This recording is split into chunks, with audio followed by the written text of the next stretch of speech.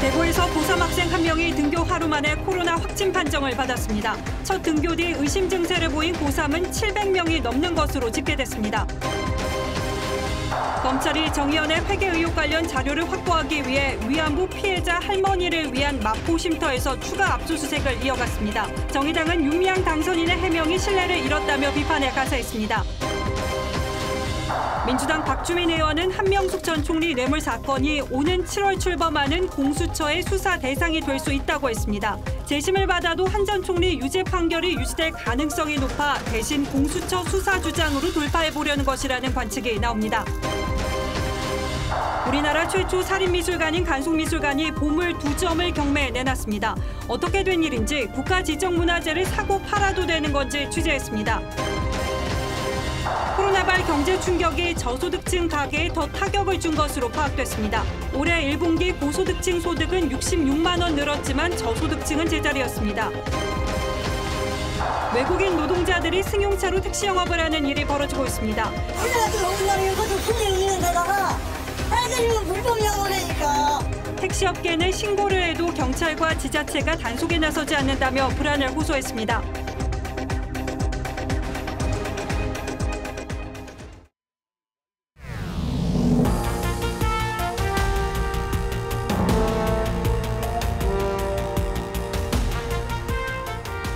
여러분 안녕하십니까? 뉴스9의 신동욱입니다. 어제 고3 학생들이 처음으로 등교를 했는데 계속 코로나19 확진자가 나오고 있습니다. 인천에서 2명의 고3 확진자가 나온 데 이어 오늘은 대구에서 또 한 명의 고3 학생이 확진 판정을 받았습니다. 아무 증상도 없었던 이른바 무증상 확진자입니다. 이 학교의 교문이 다시 닫혔고 관련 조사가 지금 진행 중입니다. 이런 산발적 발생은 예상했다는 것이 교육부의 입장이긴 합니다만 교육 현장의 혼란이 만만치 않고 이 혼란이 길어질 경우 올해 대학 입시에서 기회 불균등 논란도 일 수 있습니다. 오늘은 대구의 이심철 기자가 먼저 보도하겠습니다. 대구의 한 고등학교 정문이 굳게 닫혔습니다. 등교했던 3학년 A군이 오늘 아침 9시쯤 확진 판정을 받으면서 학교를 긴급 폐쇄한 겁니다. 교육당국은 등교했던 고3 학생 110명을 집으로 돌려보내고 학생과 교직원 등 182여 명의 검체 검사를 의뢰했습니다. 다 확인시키고 그다음에 학교가 유소문제야 되니까 다 기각 조치시키고. A군은 무증상이었지만 어제 기숙사 입소 과정에서 검체 검사를 한 결과 양성이 나왔습니다. 기숙사 입소생 17명은 모두 음성이었습니다. 방역당국은 A군의 가족과 집이 있는 경북 구미에서의 동선을 파악하고 있습니다. 혹시 접촉자 있는 분들은 다 지금 검사를 돌리고 있습니다. 한 지금 9명 정도 지금 검사할 예정입니다. 학교 측은 오전 11시쯤 교문을 통제하고 낮 12시쯤 시설 폐쇄 안내문을 붙였습니다. 2시간가량 교문이 통제되지 않는 사이 일부 주민들이 축구장 70개 면적인 교정을 드나들며 산책했습니다. 10시 35분이나 40분쯤 됐습니다. 근데 그때 교문 안 막혔었어요? 안 막혔었어요. 교육당국은 학생 확진자 발생을 대응하느라 교문을 통제할 겨를이 없었다고 해명했습니다. TV조선 이심철입니다. 이런 추세로 보면 고3 확진자가 더 나올 가능성이 있습니다. 어제 첫 등교한 뒤에 700명 넘는 학생들이 의심 증세를 보여서 검사를 받았고 아예 학교를 나오지 않은 학생도 많았습니다. 교육부는 순차 등교는 물론 입시 일정도 그대로 밀고 가겠다고 합니다만 초등학교 저학년들이 등교하는 다음 주에 또 한 차례 고비가 올 듯합니다. 이미 등교 연기를 검토하는 초등학교들도 있습니다. 황병준 기자가 취재했습니다. 서울 양천구의 은혜교회입니다. 30대 전도사 A씨가 어제 확진 판정을 받으면서 폐쇄됐습니다. A씨는 증세가 나타난 뒤에도 교회는 물론 주변 편의점과 병원 등을 다녔습니다. 이 때문에 도보로 4분 거리에 있는 한 초등학교는 27일로 예정된 1, 2학년의 등교를 연기할지 고심 중입니다. 교육청이랑 협의 중이어가지고 지금 연기를 할 건지 계약을 할 건지에 대해서.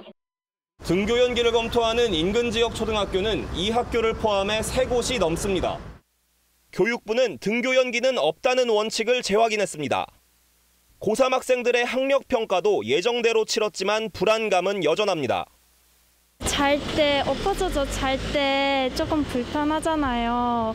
이제 그럴 때 잠깐 벗는 친구들은 있더라고요. 어제 첫 등교 뒤 의심 증세를 보인 고3 학생도 737명이나 됩니다. 119 응급구조대 차량을 이용한 학생은 총 127명으로 확인되었으며 이 중 107명을 대상으로 진단검사를 실시하여 그 결과를 기다리고 있습니다. 자가진단에서 이상이 나타났거나 아예 체험학습을 신청해 등교하지 않은 학생은 2만 명이 넘습니다. TV조선 홍병준입니다. 경기도 부천에서는 1살 배기 아기와 부모 등 일가족 3명이 확진 판정을 받았습니다. 부천의 한 식당에서 돌잔치를 했는데 사진 촬영을 한 촬영 기사로부터 감염된 것으로 추정되고 있습니다. 그런데 이 촬영 기사의 감염 경로를 따라서 올라가 보면 이태원 클럽에서 감염된 이 학원 강사가 나타납니다. 인천시는 코인 노래방 출입 제한 조치를 취했습니다. 보도에 강석 기자입니다. 부천의 한 식당이 문을 닫았습니다. 지난 10일 이곳에서 돌잔치를 한 33살 A씨 부부와 1살 배기 딸 등 3명이 확진 판정을 받았습니다. 당시 돌잔치에서 인천의 확진자가 사진 촬영을 했는데 아들과 코인 노래방을 찾았다 확진 판정을 받은 택시기사 B씨였습니다. 사진사 활동도 병행한 B씨는 당시 마스크를 쓰고 3시간 정도 돌잔치에 머물렀습니다. 돌잔치 참석해서 접촉한 걸로 알고 있거든요. 이제 3명 확진자가 발생했다. 이분이 미추홀 확진자랑 접촉했다. 부천시는 돌잔치에 참석했던 하객 등 67명을 대상으로 검체 검사를 실시하고 있습니다. B씨가 찾았던 코인 노래방은 이태원 클럽을 방문했다 확진 판정을 받은 학원 강사의 수강생과 친구가 다녀간 곳입니다. 코인 노래방 관련 확진자가 12명으로 늘면서 인근 주민들은 하루 500여 명씩 선별진료소를 찾고 있습니다. 건물 같은 층에 운동을 다니고 있어가지고 혹시나 하는 마음에 왔습니다. 인천 학원 강사 관련 확진자는 모두 33명으로 늘었습니다. 인천시는 오늘부터 2주 동안 노래 연습장 2,362곳에 대해 만 19살 미만 미성년자의 출입을 금지하고 모든 시민들을 대상으로 코인 노래방 178곳에 대해 집합 금지 조치를 시행했습니다. TV조선 강석입니다. 경기도 안양시도 지역사회 감염 우려에 비상이 걸렸습니다. 이태원 클럽을 다녀온 확진자가 일본식 주점에 갔고 여기서 확진자가 쏟아지고 있습니다. 이 주점에 갔거나 주변에 살고 있어서 감염이 걱정된다고 신고한 사람만 1000여 명에 달하고 있습니다. 구자영 기자가 취재했습니다. 지하철 1호선 안양역 일대 번화가인 안양 1번가입니다. 일행 7명이 확진된 일본식 주점이 있는 곳입니다. 이 가운데 이태원 클럽을 다녀온 군포 33번 확진자는 지난 16일 자가격리 전까지 이곳을 수시로 방문했습니다. 군포 확진자는 이곳 안양 1번가에서만 주점과 음식점 등 6곳을 방문했습니다. 군포 확진자의 동선은 지난 10일부터 15일까지 안양 1번가 범계역 주점, 군포 PC방 등 10곳에 이릅니다. 손님이 뚝 떨어진 안양역 일대 상인들은 울상입니다. 상대가 안 된다고 하면 더 안 되니까 여기 와야지. 근데 이게 1,몇백만 원씩 들어가요. 아니 저 월세만 해도. 주점을 찾은 방문자 명단이 없어 역학조사도 쉽지 않은 상황. 안양시는 확진자들이 방문한 주점을 찾았거나 인근 지역에 머물렀다고 신고한 시민 1000여 명에 대해 검사를 벌이고 있습니다.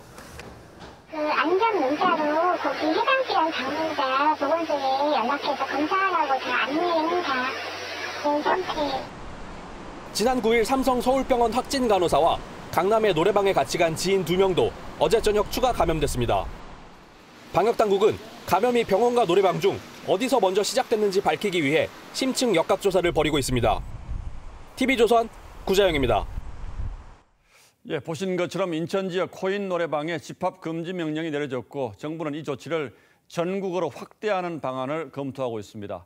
이 장소가 너무 좁고 관리인도 없는 곳이 많아서 방역 수칙 지키기가 어렵다고 판단하기 때문입니다.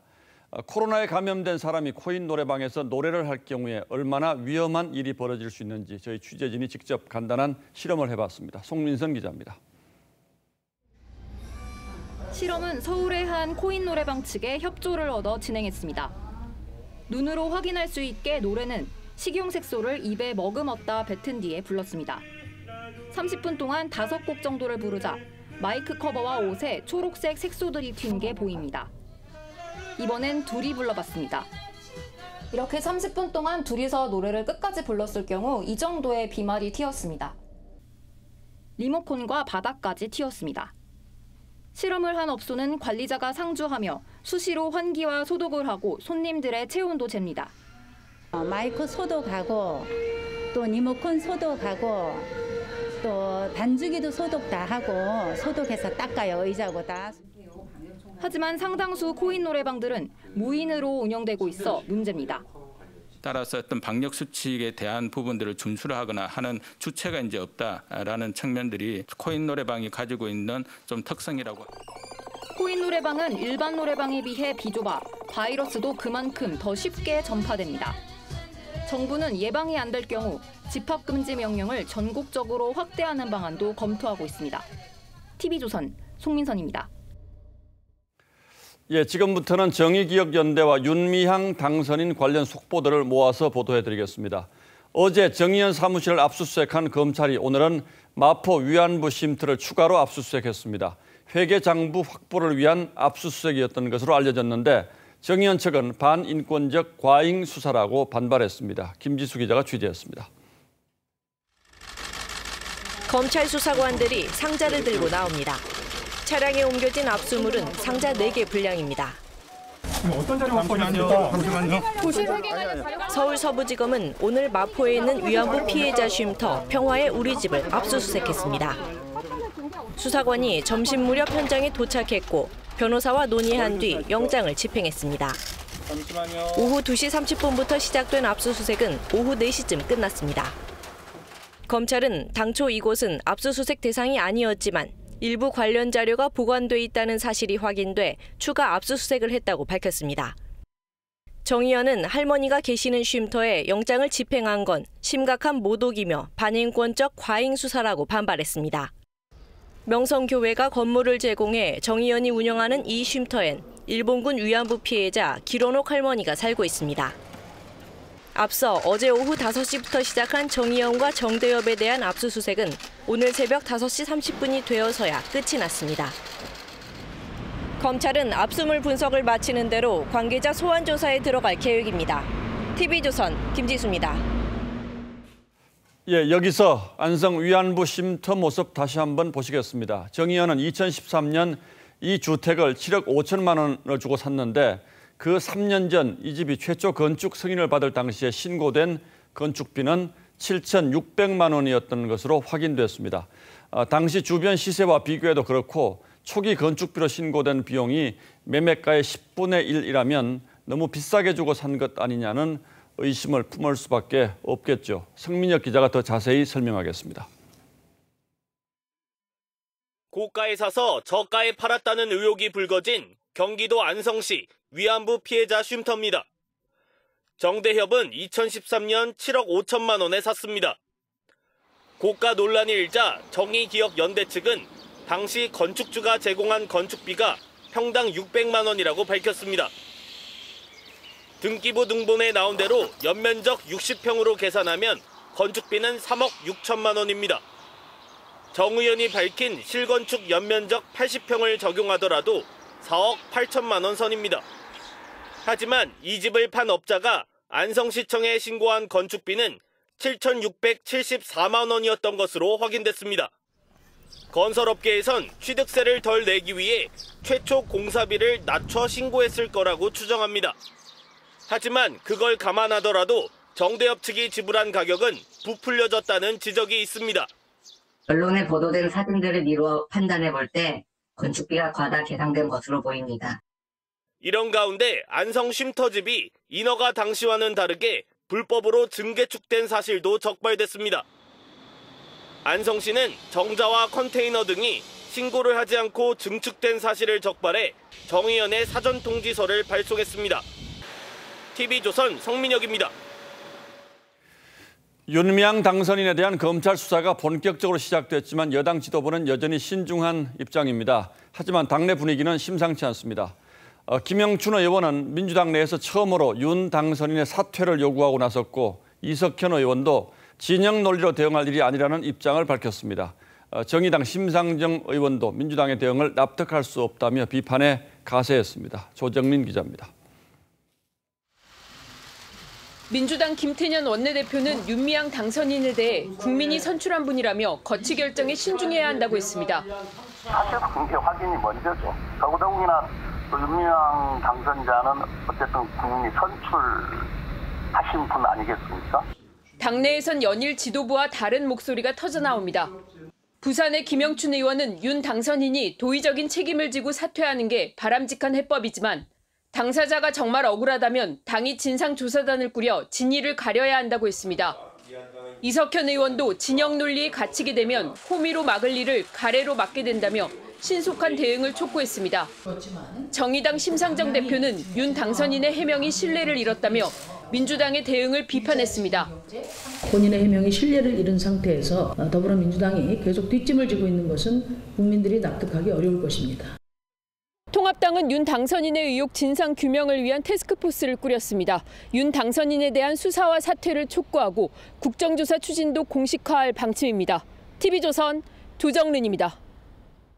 예, 이 와중에 여권에서 나온 한명숙 전 총리 관련 재조사, 재심 주장을 둘러싼 논란도 커지고 있습니다. 법원이 재조사 주장을 공개적으로 반박한 데 이어서 민주당 내 법조인 출신 의원 중심으로 여당이 법치를 부정해서는 안 된다는 목소리가 나오고 있습니다. 국민의당 권은희 의원은 추미애 장관이 법무장관이기를 포기했다고 비판에 가세했습니다. 177석 거대 여당이 무소불위의 힘으로 밀어붙이기에 나섰다는 비판도 적지 않습니다. 서주민 기자가 취재했습니다. 한명숙 전 총리 뇌물수수 사건을 검찰이 조사하는 과정에서 회유가 있었다는 한만호 전 대표의 비망록 내용이 공개된 것과 관련해 민변 출신인 민주당 박주민 최고위원은 공수처 수사 대상이라고 말했습니다. 공수처의 수사 범위에 들어가는 건 맞습니다. 맞습니까? 공수처의 판단에 달린 문제라고밖에 말씀드릴 수가 없을 것 같습니다. 공수처가 재수사할 경우 당시 수사 검사와 재판을 했던 판사도 대상이 될 수 있습니다. 김태년 원내대표도 사건의 출발에 정치적 의도가 없었는지 주목하게 된다며 재조사 필요성을 거듭 주장했습니다. 하지만 당내 율사 출신 의원들은 집권 여당이 법치를 부정해서 어떻게 하겠다는 것이냐고 우려했습니다. 법원이 논란이 된 비망록을 증거로 채택해 유죄를 확정했는데 그 판단을 뒤집겠다는 건 법치 부정으로 비칠 수 있다는 겁니다. 한 전 총리 사건의 재조사 요구가 사면을 염두에 둔 것 아니냐는 해석도 나왔지만 민주당은 잘못된 수사 관행에 대한 문제 제기일 뿐이라며 일축했습니다. 국민의당 권은희 최고위원은 재조사 필요성에 동조했던 추미애 법무장관의 사퇴를 요구했습니다. 이 행태가 바로 사법농단의 모습입니다. 형사 사법체계를 흔드는 여당의 의혹 제기에 맞장구를 치고 있는 추미애 장관은 사퇴해야 합니다. TV조선 서주민입니다. 자, 정치적 공방은 그렇다 치고 한명숙 전 총리 재조사와 재심이 과연 가능한 것인지도 의문입니다. 지금부터 그 조건들을 하나하나 따져보겠습니다. 윤석기 기자, 네. 여권이 재조사해야 한다는 주장, 그 근거로 내세우고 있는 한만호 비망록, 이건 어떤 내용입니까? 네, 건설사 대표였던 고 한만호 씨가 2010년도에 남긴 글인데요. 이 검찰이 한 전 총리의 유죄만 나오면 재기와 출소를 돕겠다고 했다. 검찰이 이 재판에 설 나에게 질의응답을 연습시켰다 등의 내용입니다. 예. 그러니까 검찰의 회유 협박을 받아서 한 전 총리에게 9억 원을 줬다고 허위 진술했다는 취지의 주장인데요. 최근 한 언론을 통해서 알려졌습니다. 자, 그러니까 여권에서는 이 고 한 씨의 이 주장이 상당히 신빙성이 있다 이렇게 믿고 있는 것 같은데 사실 여부가 확인된 건 없습니까? 일단 이 한 씨가 고인이 됐기 때문에 직접 얘기를 들을 수는 없습니다만 이 비망록 내용은 1심에서 3심때까지 재판부에 제출이 돼서 정식 증거로 채택이 됐습니다. 그럼에도 대법원 전원 합의체는 2015년 8월 모든 증거들을 고려해 한 전 총리의 3억 금품 수수 혐의에 대해 대법관 13명 전원이 유죄를 선고했습니다. 6억 금품 수수 혐의는 8명이 유죄, 5명이 혐의 입증 미흡으로 무죄를 선고해 한 전 총리는 징역 2년이 확정이 됐죠. 아, 그러니까 이 비망록이 새로 공개된 것도 아니고 이미 재판에 다 반영이 된 거군요. 네, 그렇습니다. 자, 그런데 이 비망록을 보면 한 전 총리만 유죄를 받으면 자신은 풀어주겠다 이렇게 검찰이 회유를 했다는 것이 주장의 핵심인데 그 이후에 한 씨는 어떻게 됐습니까? 네, 한 씨 역시 위증 혐의로 보시다시피 1, 2, 3심 모두 유죄를 받았고 결국 2년 실형을 살았습니다. 아, 그렇군요. 그런데 한 전 총리가 1심에서 무죄 판결을 받았는데 그 이유는 뭐였습니까? 한 씨가 1심에선 돈을 건넨 적이 있다고 했던 검찰에서의 진술을 번복을 했습니다. 재판부도 이를 인정을 해서 한 전 총리는 무죄를 받았습니다. 그런데 2심에서는 왜 판결이 뒤집혔습니까? 네, 2심에서는 이 한 씨가 발행한 수표 1억 원을 한 전 총리 동생이 전세 자금으로 사용했다는 검찰 주장이 인정이 됐고 결국 한 전 총리는 유죄를 받은 겁니다. 자, 그러니까 한 전 총리 동생이 사용했다는 그 전세 자금 1억 원 이게 이제 물증이 된 셈이군요. 네. 자, 그래서 대법원에서 확정 판결까지 나왔는데 이걸 지금 재심할 수가 있습니까? 네, 사실 재심은 이 무죄라는 확실한 증거가 새로 발견될 때 이런 조건으로 굉장히 엄격히 제한이 돼 있습니다. 마구잡이 재심 신청으로 사법부의 권위가 훼손돼서는 안 된다는 취지겠죠. 전문가 얘기 들어보겠습니다. 예. 비망록 같은 경우에는 이미 지난번 재판에서 나왔던 증거이기 때문에 이거를 좀 신규성 있는 증거라고 보기는 어려울 수 있을 것 같고. 네, 하지만 이번 사건을 보는 또 다른 시각도 있습니다. 재심 제도가 왜 있겠어요? 사법부도 잘못할 수 있다. 그럴 때 국민들의 인권은 권리는 어떻게 보호할 거냐. 예, 뭐 본인은 어떻게 생각하는지 잘 모르겠는데 한 전 총리 측의 반응이 아직 직접 나온 건 없죠. 네, 그렇습니다. 예, 좀 더 지켜봐야 되겠군요. 예, 윤슬기 기자 잘 들었습니다.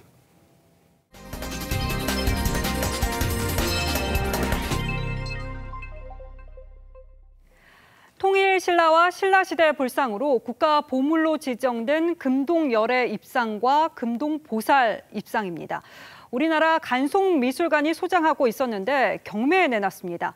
상속세 등 재정난을 해결하기 위한 것으로 알려졌습니다. 국가지정 문화재를 사고 팔아도 되는 건지 최윤정 기자가 보도합니다. 은은한 미소에도 근엄한 얼굴.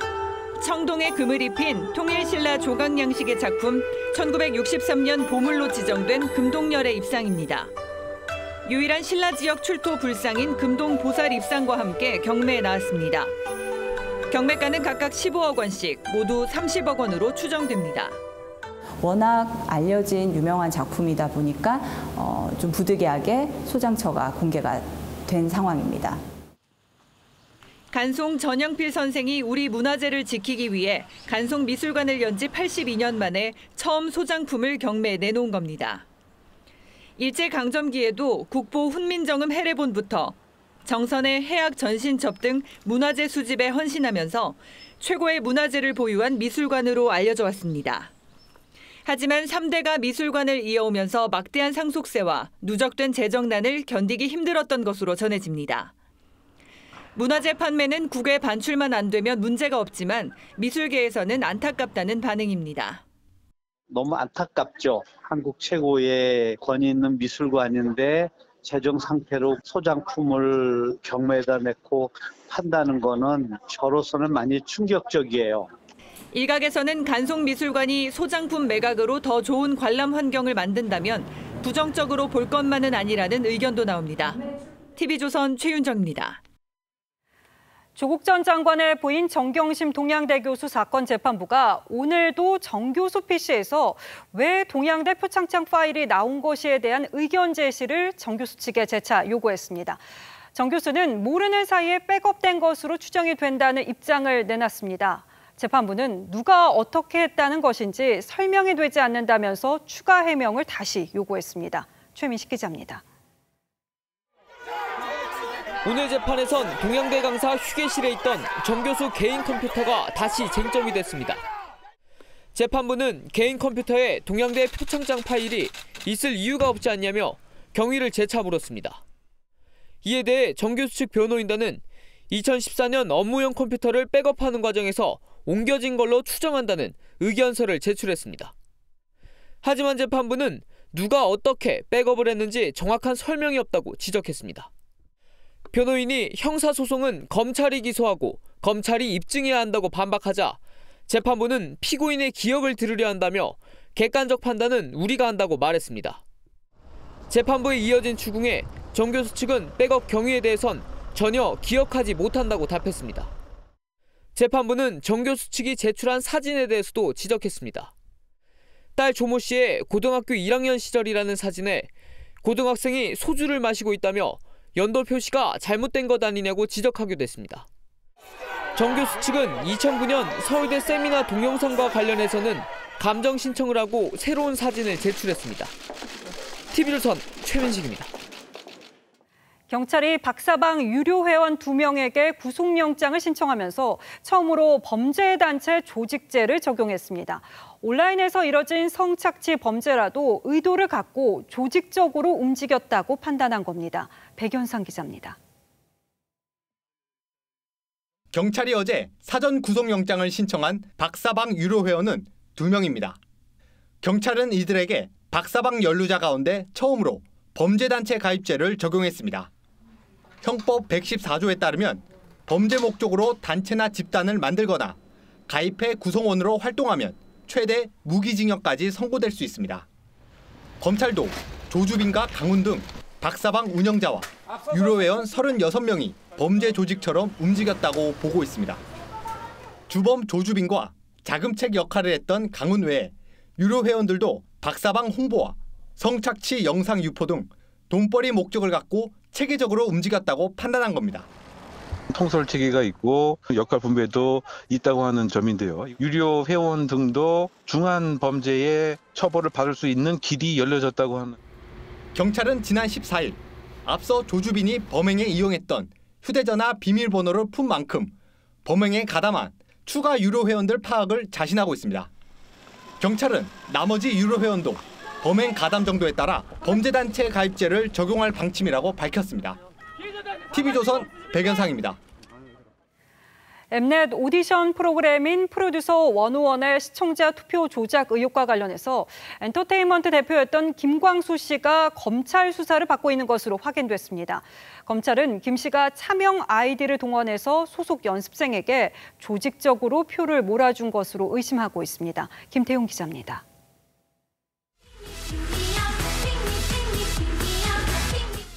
아이돌 연습생 101명이 출연해 시청자 투표 순서대로 11명만 데뷔시키는 오디션 프로그램 프로듀스 101.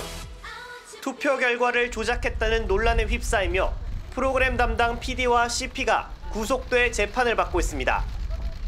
그런데 검찰은 엠넷 내부뿐만 아니라 외부에서도 조직적인 조작 시도가 있었던 것으로 보고 추가 수사를 하고 있습니다. 검찰은 2016년 시즌1 당시 MBK 엔터테인먼트 대표였던 김광수 씨가 직원들에게 차명 아이디를 나눠준 뒤 소속 연습생에게 몰표를 몰아준 정황을 포착한 것으로 전해졌습니다. 실제로 MBK 엔터테인먼트 연습생 2명 가운데 1명이 최종 10일인에 포함됐습니다. 김 전 대표는 한 언론 인터뷰에서 1990년 청룡영화상 인기스타상 집계 당시에도 아르바이트생을 10수명 동원해 몰아주기 투표를 했었다고 말하기도 했었습니다. 현재 김 전 대표는 포켓돌 스튜디오에서 총괄 프로듀서로 실제 대표 역할을 하고 있습니다. 검찰은 업무방해 혐의 적용을 검토하고 있습니다. 검찰은 조만간 김 전 대표를 소환할 것으로 전해졌습니다. 김 전 대표는 입장을 묻는 질문에 응답하지 않았습니다. TV조선 김태훈입니다.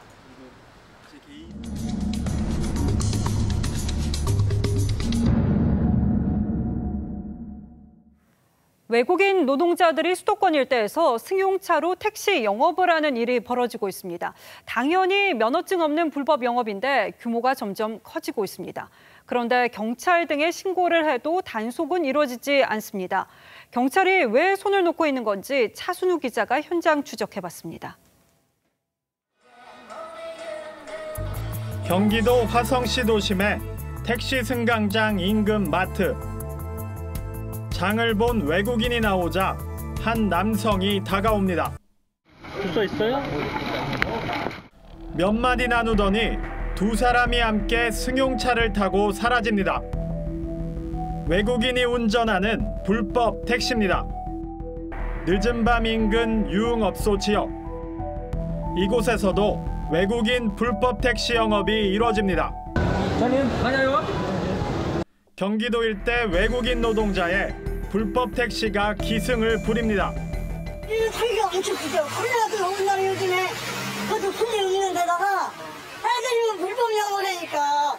실제로 외국인이 어떻게 불법 택시 영업을 하는지 알아봤습니다. 마트를 나서자 말을 거는 외국인 호객꾼. 목적지를 확인하고 서둘러 차에 태웁니다. 택시 면허증이나 기사 신원 정보는 안 보이고 요금은 미터기 없이 주먹구구 흥정합니다. 얼마예요? 불법 택시 때문에 곳곳에서 피해를 호소합니다. 이들이 진을 친 상가 주차장과 인근 도로 주민은 물론 손님들 주차할 공간이 없으니까 그냥 이중 주차까지 해버리니까. 택시기사와의 시비도 끊이지 않습니다.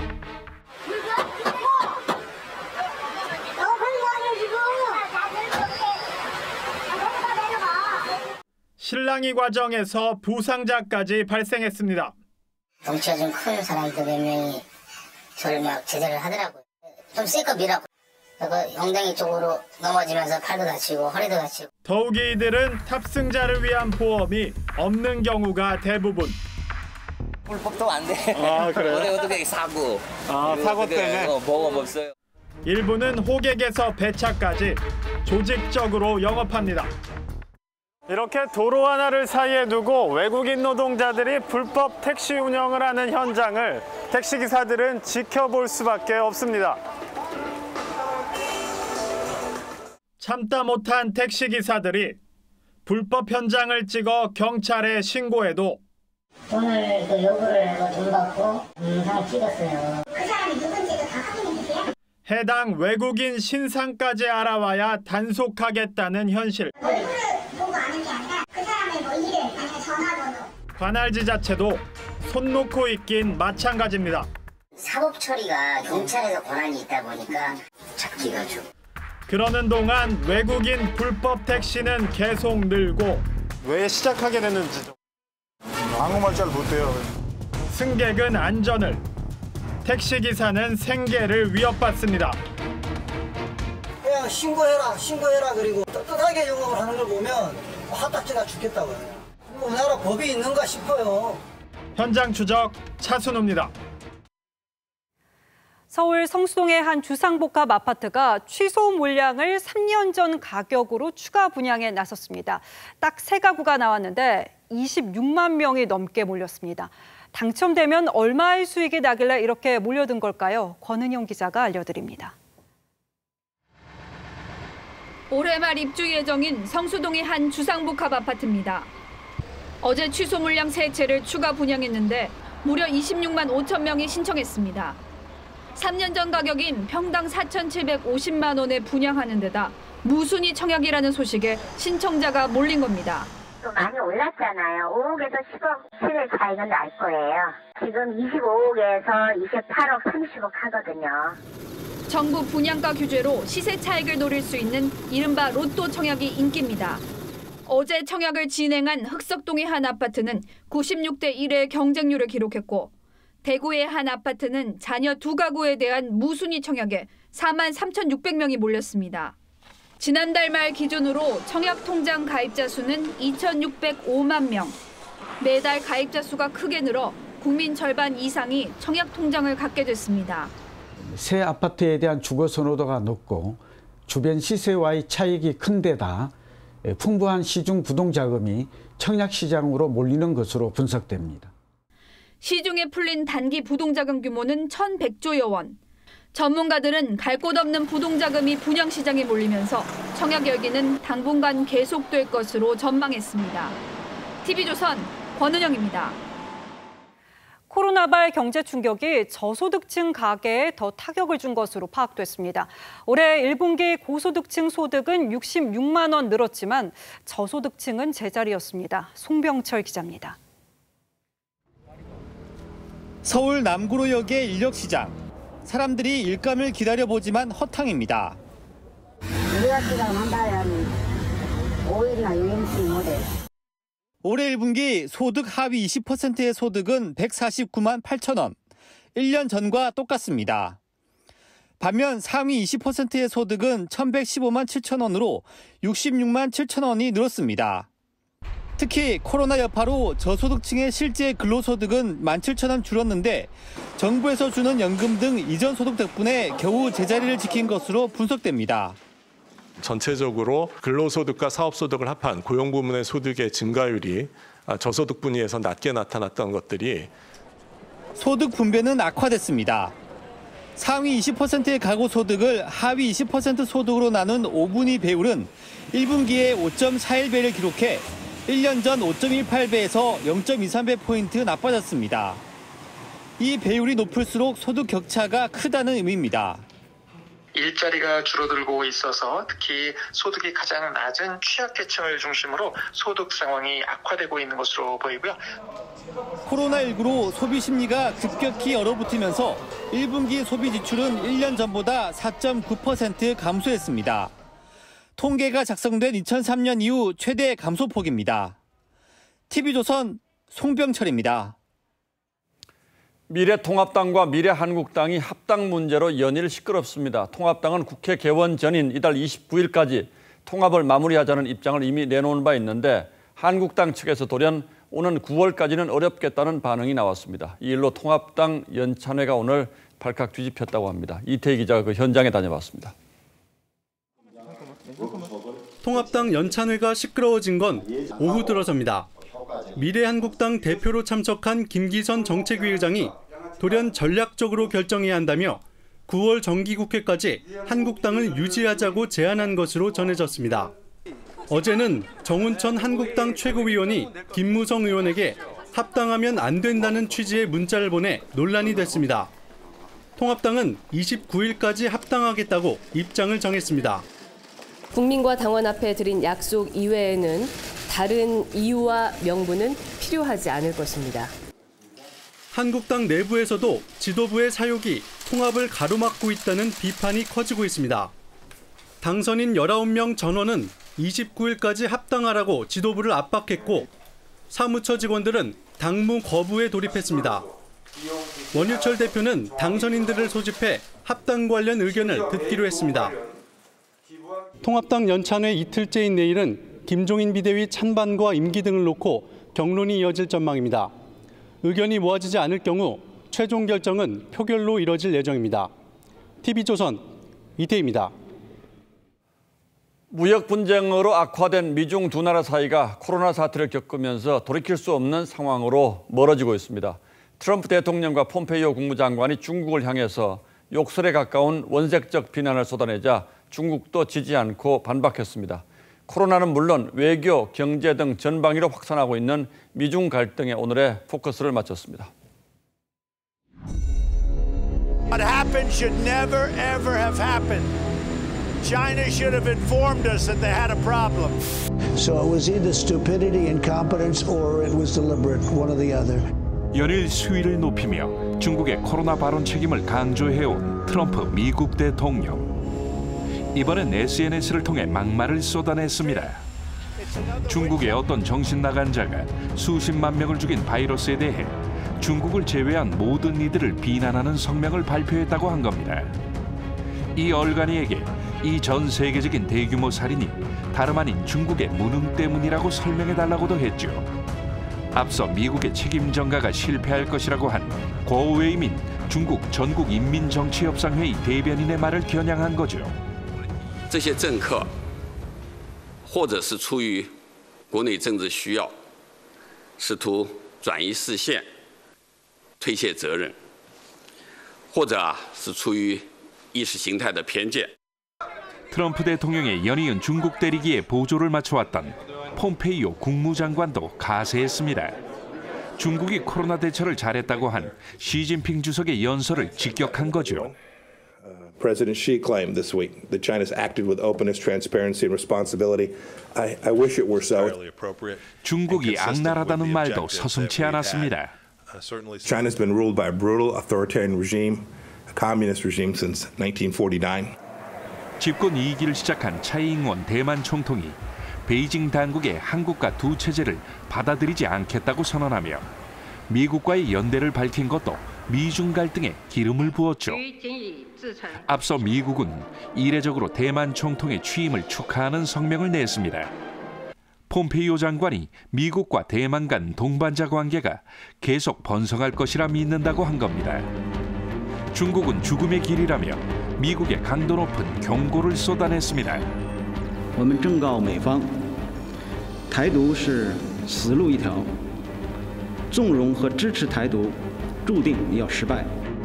세계 최대 통신 장비 업체인 중국 화웨이에 대한 사실상 봉쇄 조치에 이어 미 상원에선 뉴욕 증시에 상장된 중국 기업을 상장 폐지할 수 있는 법안도 통과됐죠. 코로나를 계기로 갈수록 격화되고 있는 미중 갈등, 정치, 외교, 경제 등 모든 분야로 확산되며 신냉전 시대가 오는 것 아니냐는 우려를 낳고 있습니다. 뉴스라인 포커스였습니다. 북한은 그동안 김일성이 항일 무장투쟁 시절에 솔방울로 수류탄을 만들고 축지법을 쓴다고 선전해왔습니다. 우리도 다 알고 있는 유명한 허풍이죠. 그런데 북한 노동신문이 어제 처음으로 축지법은 불가능하다는 기사를 실어서 이게 왜 이런 기사를 실었는지 그 관심이 쏠렸습니다. 고서정 기자가 분석해드리겠습니다.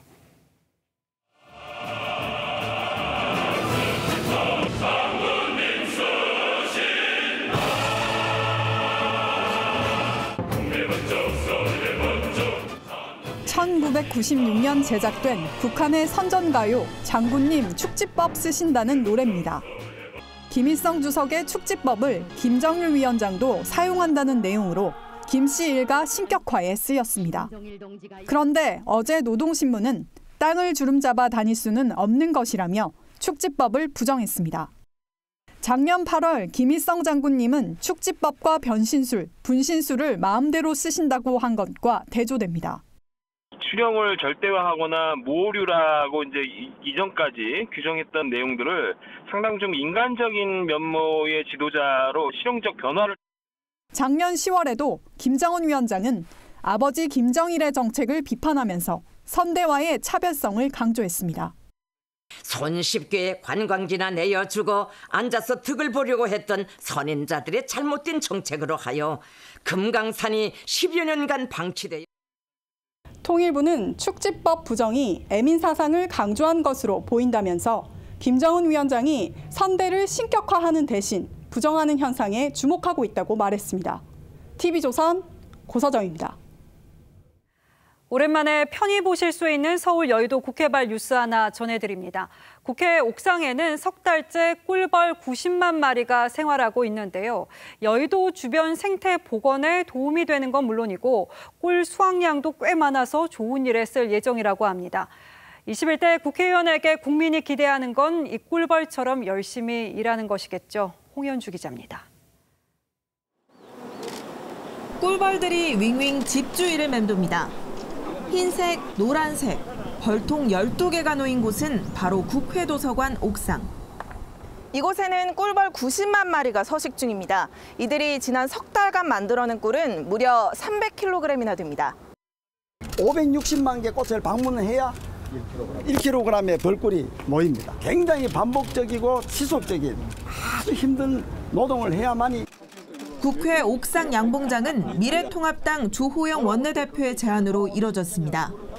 활동 반경이 최대 6km에 달하는 꿀벌은 여의도 주변인 노들섬과 용마산 등에서 꽃가루를 옮기며 식물들의 생장에 도움을 줍니다.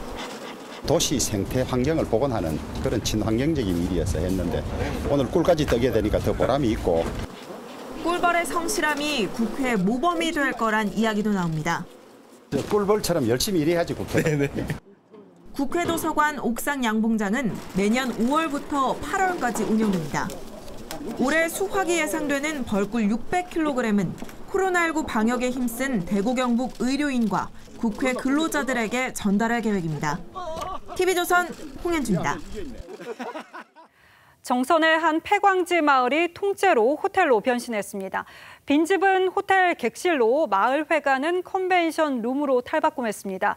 운영도 정선 주민이 직접 할 예정입니다. 어떤 모습인지 이승훈 기자가 담아왔습니다. 백두대간에 자리 잡은 강원 정선 고한읍입니다. 개성 넘치는 외경과 간판으로 꾸민 건물들이 눈에 띕니다. 2년 전까지만 해도 마을을 떠나는 주민들이 많아지면서 빈집도 즐비했던 곳입니다. 하지만 40년 넘은 낡은 고깃집과 빈집은 호텔 객실로 재탄생했습니다. 곳곳에 자리 잡은 다양한 음식점들은 마을 호텔의 레스토랑 역할을 합니다. 주민들의 사랑방 역할을 했던 마을회관은 근사한 컨벤션 룸으로 바뀌었습니다. 활력을 잃어가는 폐광지 마을을 되살리려는 주민들의 마음이 변신의 원동력이 됐습니다. 자기 집을 또 어떤 분들은 흔쾌히 몇 년 동안 무상으로 쓰게 해주시면서 그런 공간들이 지난해 협동조합을 만든 주민들은 정부와 지자체 예산 3억 2,800만 원을 확보해 마을 호텔을 완성했습니다. 고안 18리 마을이라 이름도 마을 호텔 18번가로 지었습니다. 폐광지 주민들은 강원랜드에 의존하지 않는 경제적 자립이 목표입니다. 하원한테 기대지 않고 뭔가 우리 주민들도 뭔가를 할 수 있지 않을까 이런 기대가 생긴 것 같아요. 주민들은 폐광지 빈집 등을 활용해 마을 호텔을 확대 조성할 계획입니다. TV조선 이승훈입니다.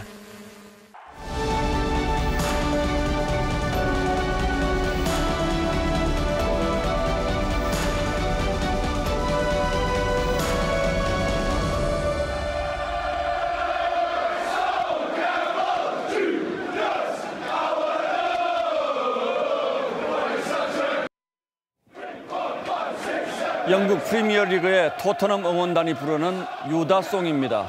유다라는 손팻말도 흔듭니다. 토트넘에서 뛰다가 하필 숙적 아스널로 이적한 간판 수비수 솔 캠벨을 배반자 유다라고 야유하는 겁니다. 단테의 신곡에서 배신은 가장 큰 죄악입니다. 예수를 배반한 유다와 시저를 찌른 브루투스가 지옥 맨 밑바닥에 갇혀 신음하죠.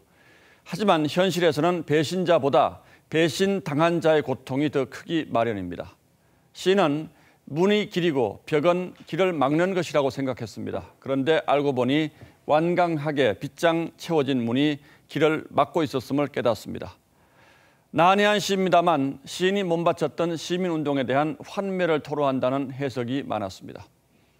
욕심에 한눈 파는 배신자들 때문에 길이 밤처럼 어둡고 멀다는 것이죠. 이용수 할머니가 윤미향 당선인에게 오는 25일 자신의 기자회견에 참석하라고 요구했다고 합니다. 배신자와 배신당한 사람이 같은 자리에 있어야 옳고 그름을 밝힐 수 있기 때문이라는 겁니다. 대질신문 하듯 쟁점들을 한번 틀어놓고 다 따져보자는 뜻이겠죠. 배신당한 참담함과 분노 그리고 단호한 의지가 느껴집니다. 이용수 할머니는 그들이 사죄하고 배상하라는 소리만 했지 역사를 제대로 교육시킨 적이 없다고도 했습니다.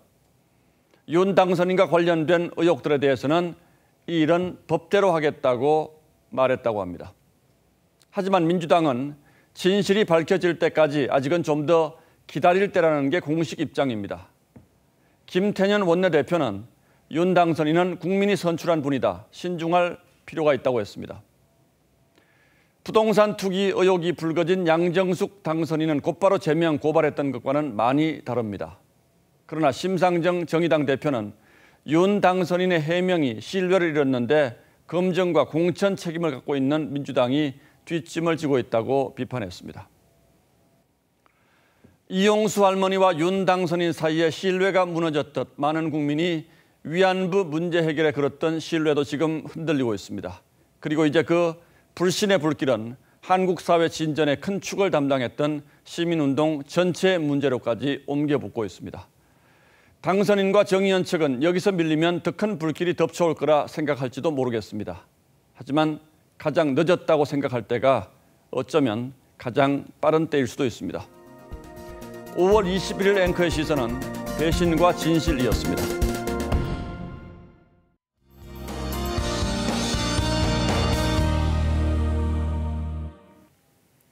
내일 중부 지역은 종일 흐리겠고요. 수도권과 강원 영서 지역은 밤부터 모레 새벽 사이 비도 내리겠습니다.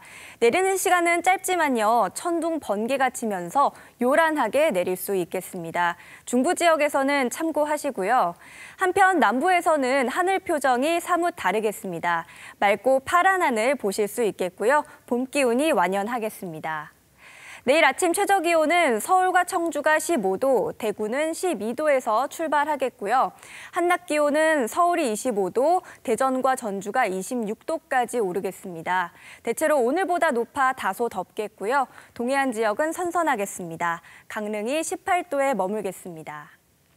최근 주말마다 비가 오는 날이 많은데요. 이번에는 일요일에 중부와 전북 지역에서 비가 내리겠습니다. 날씨였습니다. 5월 21일 뉴스9는 여기서 모두 마치겠습니다. 시청해주신 여러분 고맙습니다.